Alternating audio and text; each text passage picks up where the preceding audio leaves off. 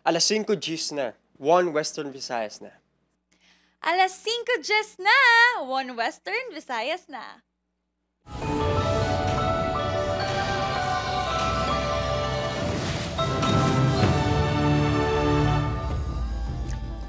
Mga balitang atong tutukan subong nga Lunes, sagiyan sang ilimnan sa Iloilo City, patawag sang kapulisan bangod sang nagluntad nga kinagamo. Rumble sa mga kalalakian nagluntad sa isa ka ilimnan sa Mandurriao. Insidente nakuhaan sang video. 34 anyos nga lalaki nga ginpasibangdan nga nang haboy sang bato sa isa ka balay sa Tabuk Suba, La Paz, gintiro patay. Duha patay, isa pilason sa mabungguan sa truck ang ilagin sakyan nga pick-up sa Talisay City. Hindi kinahanglan magpresentar sang ID sa tiyon sa eleksyon. No national ID, no vote. Hindi matuod, suno sa COMELEC. Kag mga problema sa edukasyon, ginalauman sa mga butante nga masolusyonan sa masunod nga mapilian nga mga leader. Ini ang GMA Regional TV. 1 Western Visayas. Mayong hapon, Western Visayas kag Negros Occidental bangod sa ginapahayag suktanay sang utang mga kalalaki na nagrambol sa isa ka bar sa Mandurriao, Iloilo City. Insidente nakuhaan sang video. Si John Sala nakatuto. Makita sa sininga video ang isa ka lalaki nga ginapunggan sang isa ka grupo. Pila ka metros nagikan sa mga ini ang isa pagid ka grupo sang kalalakian. Matiyon-tiyon, mayara naman sang komosyon nga nagluntad sa piyak ka bahin. Kung basehan ng video, may ginlagas ang piyak ka grupo. Natabong insidente sa isa ka ilimnan sa Barangay San Rafael, Mandurriao, Biyernes ang gabi. Ginabuluban tama sobra pulo ka mga persona nagrambol apang inubog ang kabangdanan sang ginamo suno sa kapulisan. According dito sa mga naistorya is suktanay sang utang until nga nag-escalate ang sitwasyon kag naglabot sa punto nga may mga sinumbaganay na. May mga bouncer kag security personnel man sa lugar apang wala sang may nadakpan sa mga nagrambol.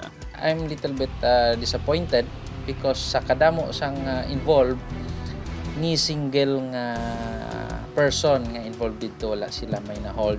Natala nang ipatawag sa Police Station 10 ang mga tagiya sa establishmento. Hindi pa kilala sa kapulisan ng mga imbulbado sa ginamo apang kung makilalaan ang mga ini, silang ipatawag man. Posible sino kay Campbell nga mahatagan sang penalidad ang mga bar owners kung mahibaluan nga nagkulang sila sa seguridad sa lugar. Matandaan nga sang natabo ang pila ka mga ginamo sa mga bar sa syudad sang Iloilo. Ginpaandaman ni Mayor Jerry Trenya sa mga bar owners nga magapangatubang ang mga ini sa penalidad. Gani pagasapulo naman sang alkalde ang mga kapulisan kag Task Force on Morals and Values Formation buwas. Pamatian niya, let's see kung ano ang maistoryahan kag siguro may mga base sa istoryahan may mga adjustment kita nga paghimuon. Gintingon sa news team makuha ang bahin sa mga establishmento apang wala sang may nag-atubang sa news team. Upod kay Hans Desierto, John Sala. 1 Western Visayas. Matapos ginpasibangdan nga naghaboy sang bato, 34 anyos nga lalaki gintiro patay sa Barangay Tabuk Suba, La Paz. Si Kim Salinas nakatuto.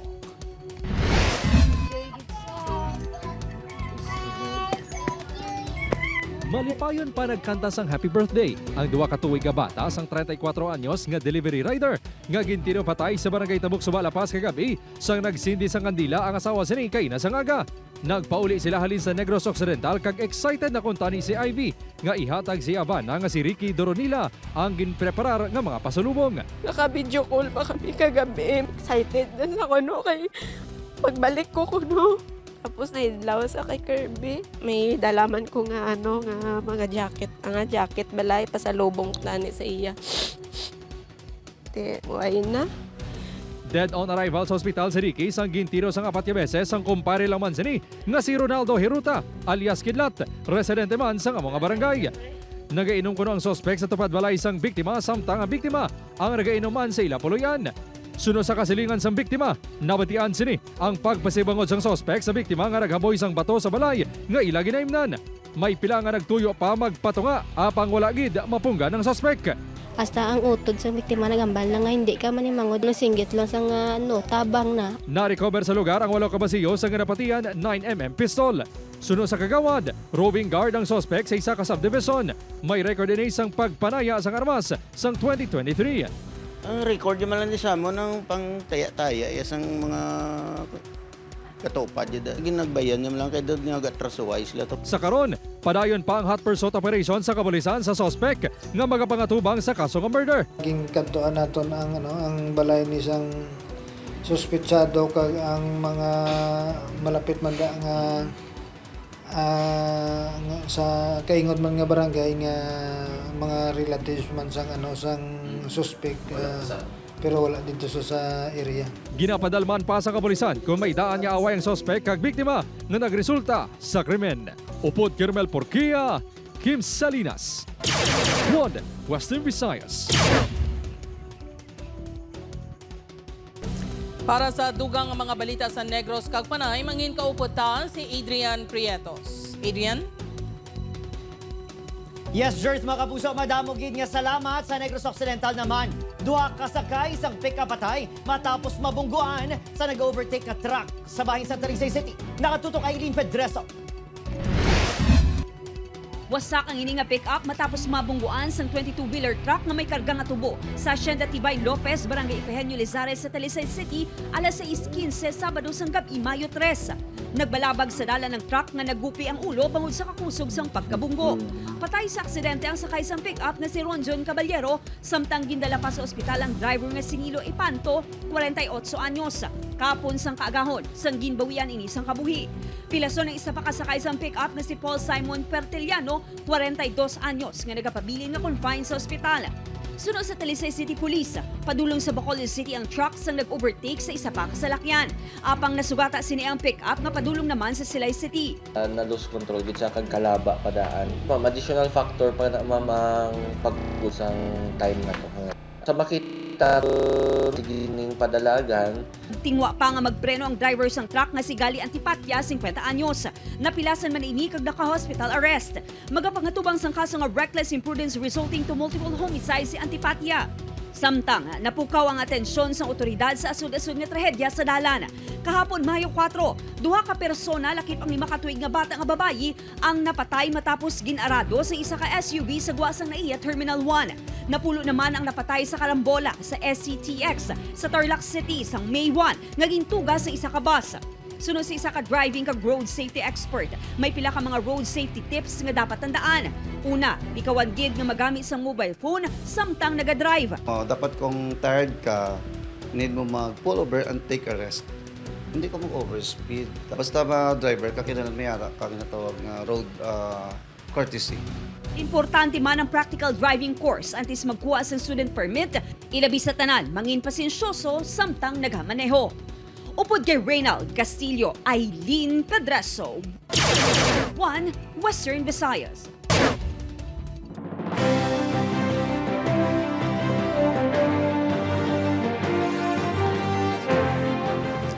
Mga kapuso, no national ID, no vote, hindi matuod sunod sa COMELEC. Samtang PPCRV nag-aapila sa mga botante nga hindi pagibaligya ang ila boto. Si Zen Kilantang Sasa nakatutok live sa Barangay Buntatala, Haro, Iloilo City. Zen?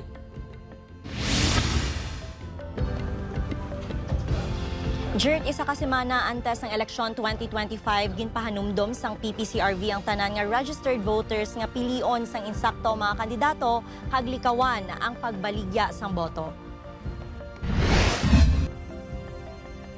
Hindi matuod ang no national ID, no vote sa adlaw sang eleksyon sa May 12. Ini ang ginklaro sang Commission on Elections matapos maglaptang among advisory sa social media. Tigaylo sini pangitaan lang sang valid ID ang botante. Kung hindi masigurado ang identity sini, pinaagi sa Election Day computerized voters list. Wala sang ID nga gina-required si members sang electoral board kung magboto ang aton nga botante unless lamang kung may ara nga doubt no sa identity. Samtang 7 ka adlaw antes ng eleksyon, padayon nga nag-apela ang Parish Pastoral Council for Responsible Voting sa mga botante nga mangin responsable kag likawan ang pagbaligya sang boto. Apila ko halin sa senador, pagkadto sa konsyel sa Idalom, kung ang kandidato does not deserve your sacred vote, kay hindi para sa common good, hindi na napagbutuha.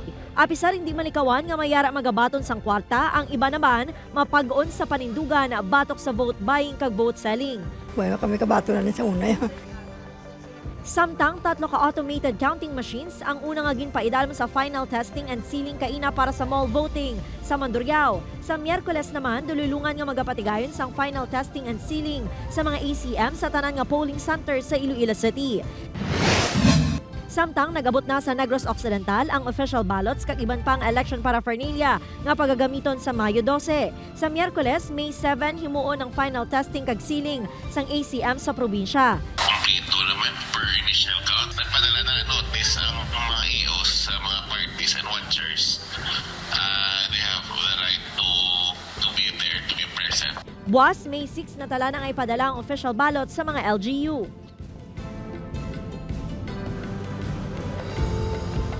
Jert, magatakop ang campaign period sang local and national candidates sa May 10, Sabado. Jert? Madamo gid nga salamat sa update kapuso Zen Kilantang Sasa.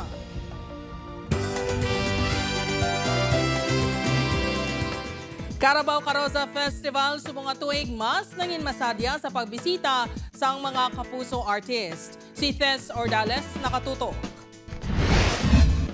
Welcome to the municipality of Pavia, home of the Carabao Carosa Festival. Alam niyo ba na ang Carabao Carosa Festival at ito ang itinuturing na oldest festival sa probinsya ng Iloilo? Kada tuwing ginabantayan ginang highlights ng Carabao Carosa Race kung sa rin ginapakita ang koneksyon sa tunga sang mangunguma kag sang ila ginakabig nga suod nga biyan ang ila Carabao magluwa sa pagpaindis-indis. Wala nang inupang ang maulanon nga tiyempo sa makahalawat-hawat nga karera nga ginhiwat sa Pavia National High School grounds. Sa ulihi ang Carabao nga si Mariel ang nagpangibabaw. Abi ma-practice naman sa umay. Sumara mo na pagkakanya mo. Ginpasundayang man sa mga barangay ang ila mga matahom na karosa. Ginsita sa Kapuso Stars ang barangay Pandak Pavia kung sa rin pottery ang isa sa mga palangabuyan sa mga residente. Mga kapuso, ang bayan ng Pavia dito sa Iloilo ay kilala rin sa kanilang pottery industry. Tama ka dyan, ang traditional na paraan ng paggawa ng potteries ay patuloy na isinasagawa dito sa Pavia. Kagabi na puno ang plaza sang Banwas ang mga Pavianhon nga naghulat sa mga kapuso artist. Imbokada pa lang sa Kapuso Fiesta, 100% energy na ang ginpakita ni Pipita. Nakilig naman ang fans ang ginharana ni Kelvin. Si Ara enjoy gid sa pagupod sa audience.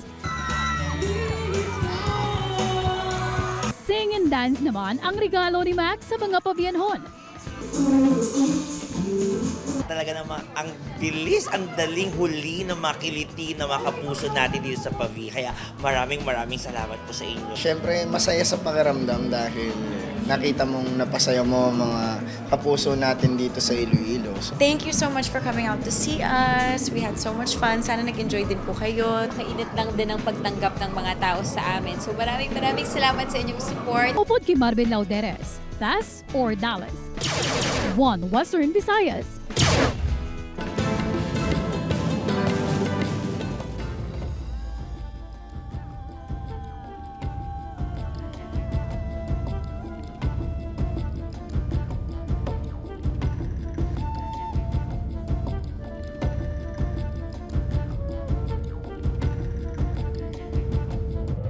Ini ang GMA Regional TV.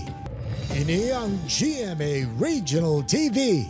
One Western Visayas. Mga kapuso santo sa pagtuon sa Philippine Statistics Authority, kapin 19 million ka nakatapos ang secondary education ang mahinang reading comprehension. Isa ini sa ginatubang nga problema sa edukasyon, dugang pa ang kakulang sang hulot klasihan, kag dugang mga manunudlo sa mga bulutuan. Ini ang ginalauman sa mga pumuluyo nga masolusyonan sa mga magapungko nga leader. Ini ang gintutukan sa special report ni Zen Kilantang Sasa. Kasi silang anak. Problema sang Iloy nga si Shine kung paano makalagas sa tulunan ang iya grade 1 nga bata. Pero di siya kamalibaton nga bata. Bago lang naman yung basa, hindi niya na naman dumanda yun. Reading comprehension ang isa sa ginapakatubang nga problema sa DepEd matapos ang pandemya. Isa sa halimbawa ang resulta sa English reading fluency sa grade 3 learners sa Mayor Gerardo Goriseta Senior Memorial Elementary School. Ang reading fluency sa English subjects sa grade 3 nga mga lalaki yara sa 82.50%, apang ang ila reading comprehension yara sa 69.44%. Ang mga babae naman nga learners, 87% ang makahibalong magbasa, apang 65.56% naman sa ila ang nabudlayan sa pag-intindi sa ila ginabasa. Tamagid ka na ba ang reading comprehension? Mga 70% lang ma'am kang learners ang makabasa pero hindi pa considered nga maka-comprehend. Para mapataas ang reading comprehension, naghimo sang intervention ang mga manunudlo paagi sa PAVIA Literacy and Numeracy Test, kag kabugaw nun ang reading enthusiast. I make them. Si Manang Jennifer, prioridad ang paghana sa bata nga si Kyrie sa pagbasa. Grade 2 pa lang ini, makahibalo na sa pag-atake sa mga letra. Ginasiguro man sini nga makalikaw sa paggamit ng cellphone ng iya bata para makafocus sa pagtuon. Ginaano ko gid lang ipagwa ko na ang mga nasulat niyo subong adlaw, or kung may assignment kamo, kung may ginpabasa sa inyo, tanawa ko sa imong mga test. Madamo man sa mga tikaang ang DepEd para tutukan ang literacy kag numeracy sa mga mahina ang mga estudyante. Nagapabilin man nga problema sa sektor sang edukasyon ang kakulang sang hulot klasehan. Sa Western Visayas may kinahanglan pa nga 9,737 classrooms para sa 1,736,432 learners sa pampubliko nga eskwelahan. Pero ang aktual nga hulot klasehan yara lang sa 61,670 sa rehiyon, kag may 95 pa nga ginatukod. Apisar nga nagpain sang pondo ang gobyerno para sa konstruksyon sang bago nga classrooms, tuman ini kakulang. Himo kita sang early procurement, especially on construction sang aton sing mga classrooms, agud ni magnubo ang kag mabuhina ng shortage naton. Subong nga nagahilapit ang eleksyon, madamo sa mga plataporma ang mga kandidato, kag isa ang edukasyon sa ginabantayan sa mga botante. Nagalaom ang tagsa ka pumuluyo nga masolusyonan ang mga isyu sa edukasyon na agod mapasangkad pa ang kaalam kag talento sa mga kabataan. Gani ginatugyan nila ang katungdanan sa mga magapungko nga lideres sa pungsod. Mga poor nga mga school na tigagaan na scholarship kag school supplies. Sa kulang nga maistrategiya sa eskwelahan, may solusyonan bala nga matagan liwat sing maistra. Suno sa DepEd 6 may 85,513 ang kabubusan nga manunudlo sa Western Visayas, kag halos na kompleto na ang hiring. Magapadayon naman ang ahensya sa pag-hire sa tion nga may bakante nga posisyon na igahatag ang central office. Upod kay Cirilo Randuque, Zen Kilantang Sasa, One Western Visayas.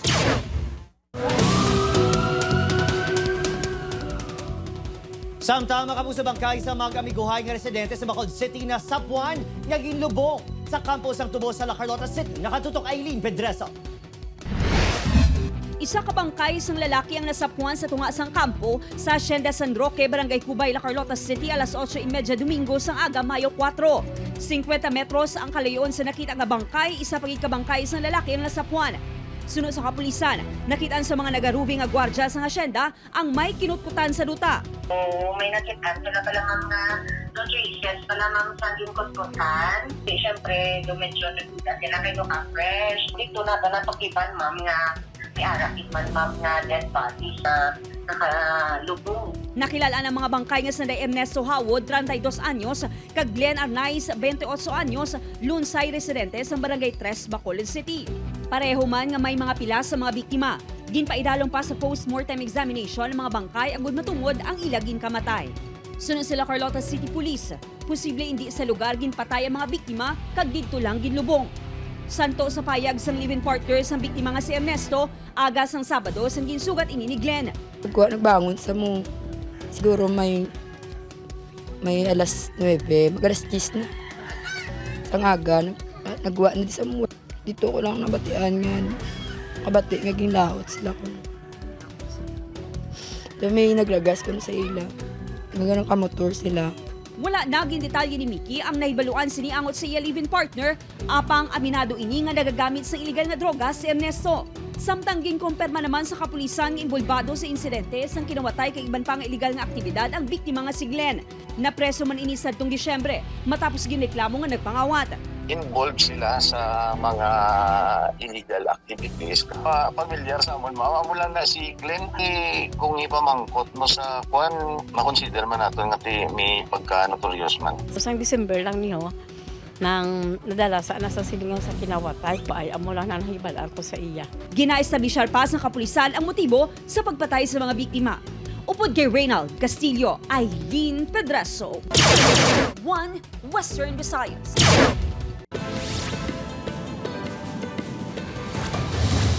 Tatlo ka laptops ang gintaban sa ginapatihan isa, tubtub duha ka kawatan sa Canas Integrated School sa Barangay Canas, San Dionisio, Iloilo, Biyernes ang gabi. Sa investigasyon sa kapulisan, Sabado na sang aga sa nadiskubrihan sa caretaker nga bukas ang puwerta kaguban ang doorknob sa principal's office. Nakitan pa ang screwdriver nga ginapatihan gingamit sa pagbukas ng opisina. Ginapatihan ang kaagi sa likod sang eskwelahan ng mga kawatan padulong sa subasi ilang pagpalagyo. Ginabuluban ta 39,000 pesos ang balor sang tag sa kalaptop nga gin-issue sa Department of Education sa eskwelahan. Wala ginadula sang kapulisan ang anggulo nga inside job sa insidente. Dedo na rival sa ospital ang rider nga si Jeff Merrick Balisno, 18 anyos, kag ang kasini nga si John Mark Lara, 19 anyos. Sa Magabunggo ang ilang ginasakyan nga motorsiklo sa nakapark nga truck sa Arnaldo Boulevard, Barangay Baybay, Roa City, Domingo sang kaagahon. Nagsuot pa ang lawas ng duha sa idalom sang truck bangod sa aksidente. Lunsay, wala sang helmet ang duha, rason sang patal nga mga pila sa ulo. Sunod sa kapulisan, halin sa isa ka kasadyahan ng duha kag pauli na kuntani sa Barangay Dayaw. Posible man kuno nga nakainom sa makahulubong nga ilimno ng duha.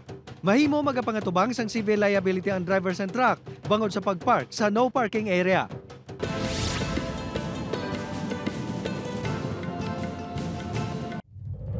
Ini ang GMA Regional TV, 1 Western Visayas.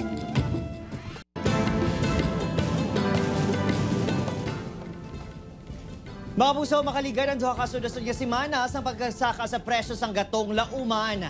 Ang pagpanaog naman sa presyo sinisubo nga semana. Base sa datos sa gikan sa mga oil company, ang presyo sang diesel ang maganubo sang 65 centimos kada litro.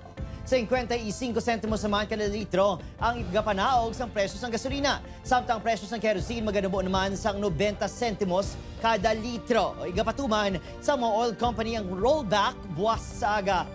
Mayo 6. Mga kapuso, si Atisa Manalo ang ginkoronahan bilang Miss Universe Philippines 2025. Ininang ikaduha nga beses nga pagpasakop ni Atisa sa Miss Universe Philippines representing Quezon Province. Sa nagligat nga tuig siya ang ginkoronahan nga Miss Cosmo Philippines 2024 kag nakasulod sa top 10 sa international pageant. 2018 sa nangintig lawas ini sa Pilipinas sa Miss International kung sa diin ini nangin first runner-up. Sa evening gown competition sa Miss Universe Philippines, nadanlog si Atisa apang graceful siyang nga nagtindog liwat kag elegant kag ginrampa ang iyang pink gown. Ginrelate niya ini sa iya sabat sa Q&A round. Si Atisa ang mangin pambato sa Pilipinas sa Miss Universe 2025 sa Thailand sa November.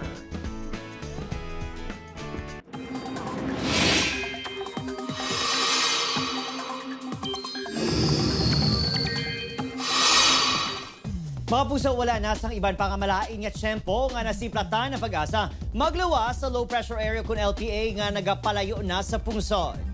Samtang nagapalayo, nag-apekto sa gihapon ang trough o kung extension sa LPA sa pinakabahin sa Pilipinas. Magluwas sa ICOG sa LPA padayon sa gihapon ang pagluntad sa easterlies o kung ang mainit nga hangin nagikan sa Pacific Ocean. Base naman sa rainfall forecast sa Metro Weather, may chances ang ulan sa bangin sa Aklan, Capiz, Antique, Cag, Negros Island region. Mabasog ang ulan sa pinakalugar ganing manginhanda sa posibilidad sang baha di gani landslide. Mga kapuso, nagpauli na sa Iloilo si Miss Eco International 2025 Alexi Brooks. Mainit inigin abi-abi sa flag ceremony sa Iloilo City Hall kaina sang aga. Dako ang pasalamat sini sa tanan nga nagsuporta sa iya journey sa pageantry. Ginpakigbahin man sini ang iya eksperyensya bilang tiglawas ang pungsod sa Egypt. Sunod sa iya wala sang imposible sa paglabot sang handom. Ginahalan sini ang iya kadalagan sa iya nagtaliwan nga lola nga si Lola Basing kag sa mga Ilonggo. Subong hapon ginhiwat man ang homecoming ni Alexi Brooks sa diin, naglibot ini sa Iloilo City. I was dedicating to win every competition in my life. I would dedicate it to Lola Basing. And the competition was April 19, and it was her birthday April 15. And every time that it was her birthday,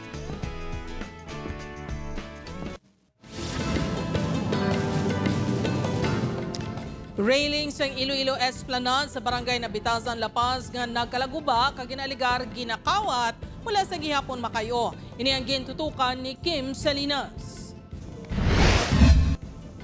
7 ka bulan matapos gin-report ang guba kag nagkaladula nga railings sa Iloilo River Esplanade sa barangay Nabitasan, La Paz. Wala pa ini sa gihapon makayo sang ginbisita sang news team. Nagapabilin ang kahangawa sa pila ka mga residente bangod sang risko sini. Malaway man kuno ini tulokon. Pailis tambayan na di sa mga naga-jogging bala. Ti diri sila pahuway-huway, mabugnaw. Ti delikado gid man wala sang kwan sa likod, malaway gid man. Sang August 2024, ginpahayag sang head sang Iloilo City General Services Office nga islan sang konkreto ang metal railings. Salt water abi ang Iloilo River, the reason why nga naga-tuktok siya, so naga-deteriorate. So kina-change ta sa concrete ang design sang aton nga nga mga railings dira. Gintuyo sang news team nga makuhaan sang update si Engineer Ravena apang yara pa ini sa Metro Manila. Ang head sang Iloilo City Environment and Natural Resources Office yara naman sa meeting. Apang base sa impormasyon nga nakalabot sa punong barangay, ang plano ang nasuguran na. Ang ginpalabot sa aton is isla na dira sang concrete nga baluster. Ang pagkabalo naton doon nag-start na pero doon sa piyak nga esplanade, doon sa molo nga area. Madumduman nga sa nagligid gituig, may reklamo kag ginkawat ang railings. Padayon ang pagpatrolya sa barangay sa lugar, kag sa sulod sa pila ka bulan, wala man sa mga nadakpan nga kawatan. Bangod nakasaylo na ang La Paz Police Station sa iCare Center sa mga barangay, ginalauman nga mabantayan na sa maayo ang lugar. Upod Guillermo Porquia, Kim Salinas, 1 Western Visayas.